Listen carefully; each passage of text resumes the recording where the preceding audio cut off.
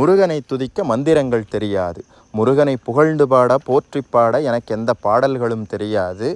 அப்படி இருக்கும் பொழுது முருகப்பெருமான் என் முன்னால் எப்படி வந்து நிற்பார் என்று கேட்பவர்களா நீங்கள்? உங்களுக்காகவே ஒரு வழி இருக்கிறது. முருகப்பெருமானுக்கு மந்திரங்கள் தேவையில்லை, புகழ்ந்து பாடும் பாடல்களும் தேவையில்லை.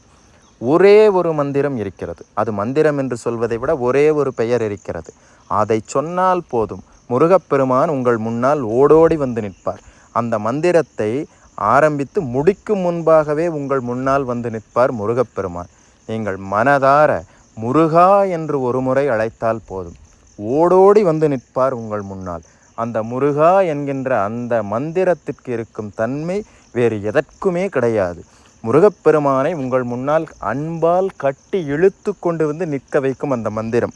அந்த மந்திரத்தை சொல்லி முடிக்கும் முன்பாகவே உங்கள் முன்னால் முருகப்பெருமான் வந்து நிற்பார். இது சத்தியம்.